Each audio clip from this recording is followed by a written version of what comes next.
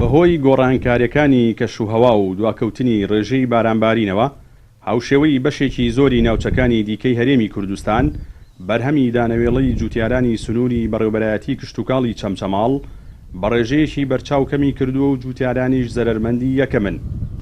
داواکاریشن لە لایەنە پەیوەندیدارەکان قەرەبوو بکرێنەوە، گەر قەرەبووی مادیش نەبێت ئەوە بە دابینکردنی بنەتەوە و قەرەبوو بکرێنەوە. وڵا بەروبووی ئەمساڵ نەبوو ناوەڵا لەبەرەوەی کە ئەم ساڵەکە ماشەڵڵا باران نەباری، ئیتر کە باران نەباری دەغڵودانیش نەبوو، بەڕاستی فەلاح مەغدورە، زۆر مەغدوریشە لەبەرەوەی خۆ هیچ حکوومەت قەرەبوویەکی ناکاتەوە، گە قەرەبوویەکی بکاتەوە خوێتی. ئێستا من خۆم ئەم ساڵەکە تۆم کردووە هیچم نەدوریەوەتەوە، وەڵا بەعام زەرمەند بووە.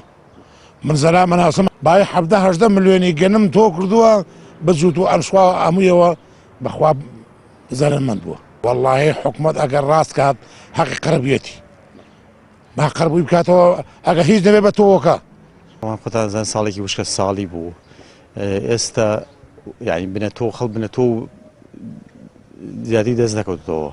ئەگەر حکومت لەوە هەوڵ بدا بنەتۆیان بۆ ساڵی ئاینە بۆیان دابین کاتەوە شتێکی زۆر چاکە، چونکە وانە بێ فەلاح مفلیس بۆ لەم سنوورەیە.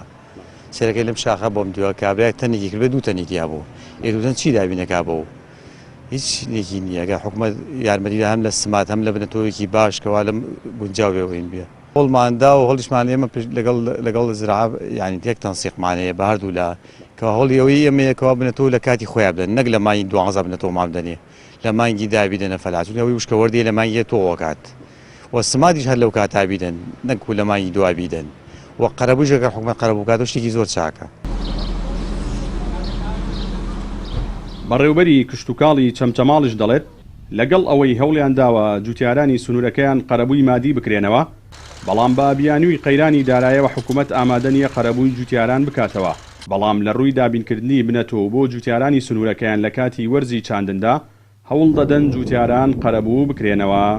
ئاسی بەروبوومی ئەم ساڵ لە ساڵانی پێشووترە لە ئاسێکی چاوەڕوان نەکراو نەبوو. ئێمە ساڵانی پێشوو سەروی 100,000 تەن بەرهەمی گەنممان هەبوو، بەڵام بەداخۆ لەم ساڵدا ئاستەکەی زۆر دابەزیەوە، نزیکەی 30,000 تەن ئینتاجمان هەبووە. ئەوش دەگەڕێتەوە بۆ ئەو بار و کەشوهەوای کە بەسەر ناوچەکەماندا هاتووە.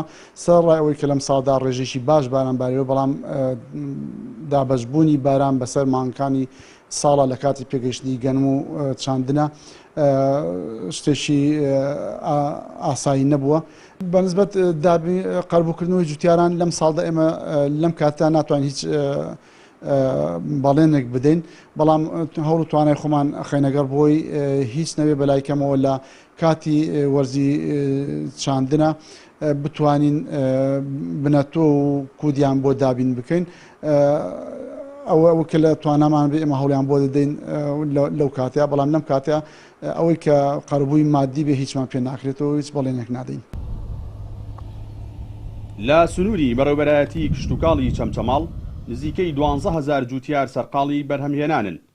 ناوچەکەش خاوەنی زیاتر لە 1.2 ملیۆن زەوی کشتوکاڵیە و لەو ڕێژەیەش لەم ساڵدا نزیکەی 280,000 دۆنم زەوی بەگەنم و نزیکەی 140,000 دۆنمی دیکەش بەجۆ چێنراوە. ڕووبەرێکی بەرفراوانی دیکەی سنوورەکەش بە بەرهەمەکانی نۆک و پەتاتە و چەڵتوک و بێستان دەچێنرێت. بەهۆی سیاسەتی هەڵەی حکوومەتیش لە پشتگوێخستنی کەرتی کشتوکاڵ بەرهەمی جوتیاران سوودێکی ئەوتۆی لێ نابینرێت. جەلال جەباری، کەناڵی ئاسمانی پەیام، چەمچەماڵ.